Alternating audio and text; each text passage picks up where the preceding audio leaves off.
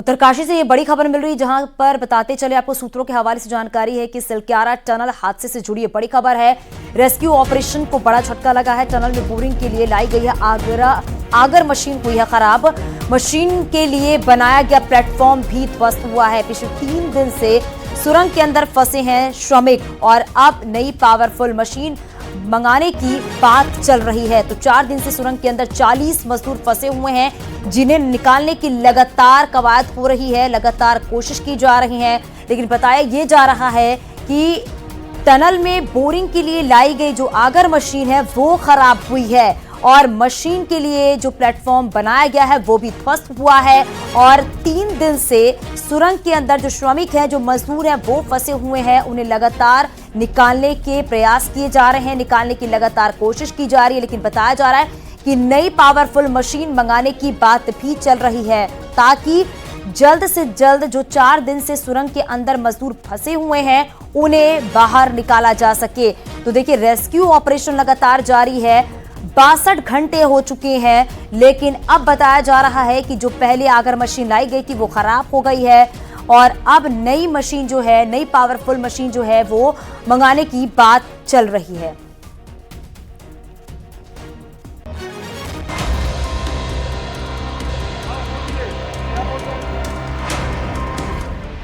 उत्तरकाशी के सिलक्यारा में टनल हादसे के तीसरे दिन भी रेस्क्यू ऑपरेशन लगातार जारी है। अभी भी सुरंग के अंदर फंसे 40 श्रमिकों की जिंदगी की डोर इसी रेस्क्यू ऑपरेशन की कामयाबी पर टिकी हुई है। हालांकि सभी मजदूर अभी तक सकुशल हैं और उन तक खाना, पानी और ऑक्सीजन पहुंचाने के साथ साथ वॉकी टॉकी के जरिए बातचीत की जा रही है। लेकिन टनल में बार बार गिर रहे मलबे की वजह से रेस्क्यू टीम के प्लान कई बार अटक चुके हैं। टनल में बोरिंग के लिए लाई गई मशीन का इंस्टॉलेशन किया जा चुका है, लेकिन अभी सिर्फ बेस ही बनाया गया है और आगे का काम शुरू होगा। दरअसल मशीन लगाने के दौरान भी कई बार मलबा गिरा और काम रुका। इस बीच काम कर रहे एक मजदूर के जख्मी होने की भी खबर है। परवाइयां सामने आ रही हैं। पहला ये कि इस टनल में लाइनिंग का काम नहीं हुआ था और लगातार टनल खोदी जा रही थी।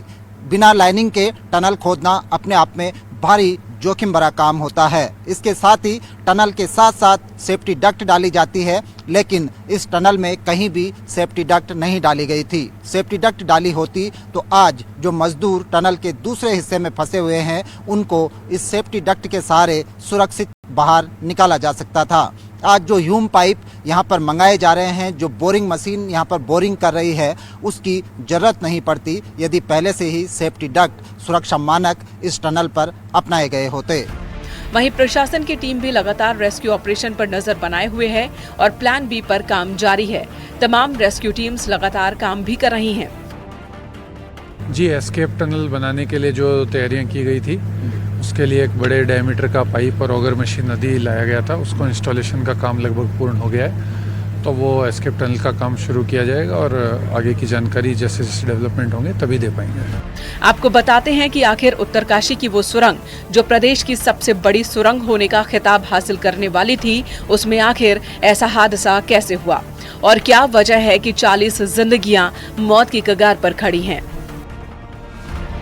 टनल की एंट्री से लेकर हादसे के वक्त तक करीब 2.5 किलोमीटर तक सुरंग खोदने का काम पूरा हो चुका था। हालांकि इस पूरे 2.5 किलोमीटर में अलग अलग हिस्से में अलग अलग लेवल तक का काम पहुंचा था।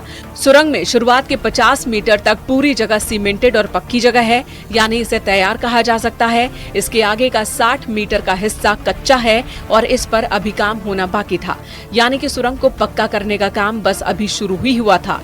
इसके अलग 200 मीटर हाफ बिल्ट टनल है और इसके बिल्कुल बाद ही जो कच्चा हिस्सा है वहीं पर 3 दिनों से पानी का रिसाव हो रहा था।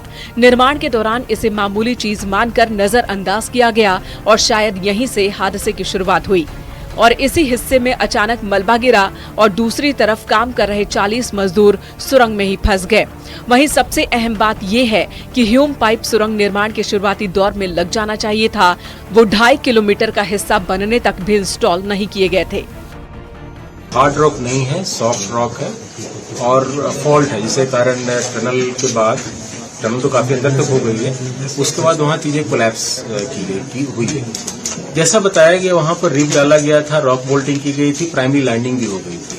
उसके बाद भी चूंकि सॉफ्ट रॉक है, चूरा जैसा वहाँ पर मटेरियल है, वो प्रेशर के कारण वो कोलैप्स हुआ है। उसमें तो आगे हम करेंगे उसका ट्रीटमेंट, लेकिन फिलहाल अभी जो हमारी प्राइमरी रिस्पॉन्सिबिलिटी है लोगों को सेफ बाहर निकालना।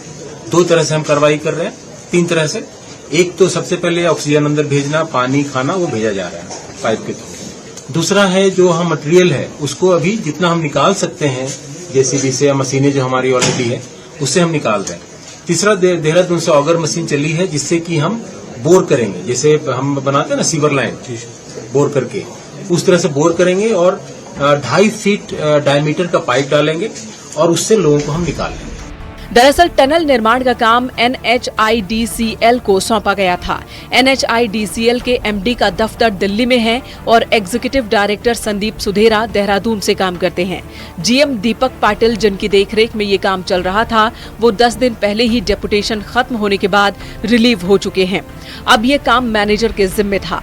वहीं NHIDCL के नीचे 2 कंपनियां नवयुगा कंपनी और गजा कंपनी टनल निर्माण का काम करती हैं। दुर्घटना वाली साइट पर 2.6 किलोमीटर टनल निर्माण का काम नवयुगा कंपनी के पास था। नवयुगा कंपनी की तरफ से इस काम की देखरेख GM नागेंद्र प्रसाद और सीनियर प्रोजेक्ट मैनेजर राजा राव के अलावा प्रोजेक्ट मैनेजर राजेश पवार के पास था। लेकिन सवाल यही है कि आखिर क्यों सेफ्टी मेजर्स को काम शुरू होते ही इंस्टॉल नहीं किया गया था।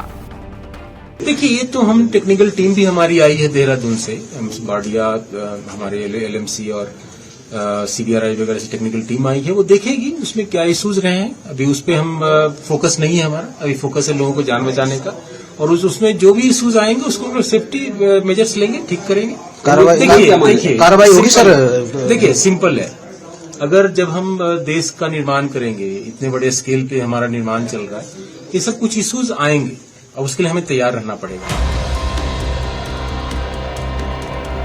आज जो ह्यूम पाइप यहाँ पर मंगाए जा रहे हैं, जो बोरिंग मशीन यहाँ पर बोरिंग कर रही है, उसकी जरूरत नहीं पड़ती यदि पहले से ही सेफ्टी डक्ट, सुरक्षा मानक इस टनल पर अपनाए गए होते। कैमरा पर्सन राकेश रावत के साथ सुनील नौप्रभात, न्यूज़ 18 उत्तरकाशी।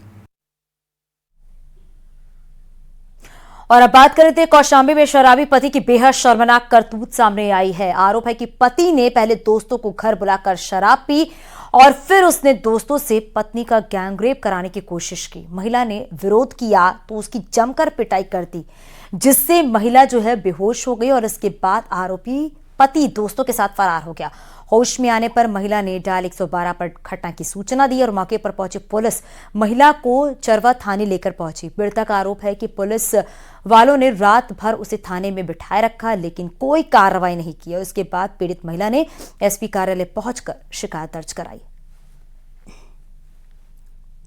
मेरे साथ घटना घर पे मेरे आदमी ने किया है और दीपावली वाले दिन पिया था काफी। उसको आगरा में पैसे के लेन देन को लेकर 2 पक्ष आमने सामने आ गए। विवाद इतना बढ़ गया कि जमकर मारपीट होने लगी। थाना हरिपर्वत क्षेत्र की वारदात है। कुलदीप लगातार अपने उधारी के पैसे मांग रहा था। देर रात कुलदीप और उसके भाई पैसे लेने दोबारा गए तो विवाद हो गया। विवाद इतना बढ़ गया कि जमकर मारपीट होने लगी। इस मारपीट में 2 लोग घायल हो गए। सूचना मिलने पर थाना पुलिस भी मौके पर पहुंच गई। पुलिस ने घायलों को मेडिकल के लिए भेज दिया और पूरे मामले की तफ्तीश में जुट गई।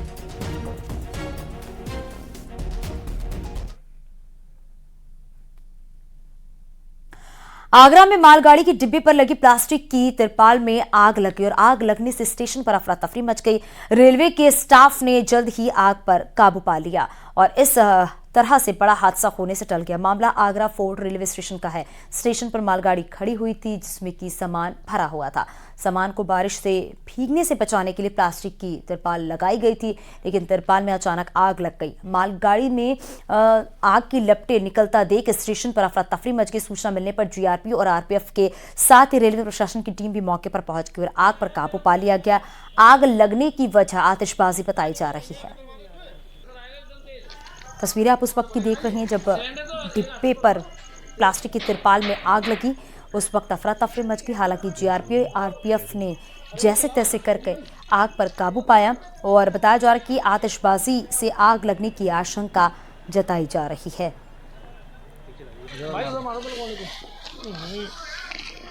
तो स्टेशन पर ये मालगाड़ी खड़ी थी और उसी दौरान मालगाड़ी के डिब्बे में अचानक आग लग गई।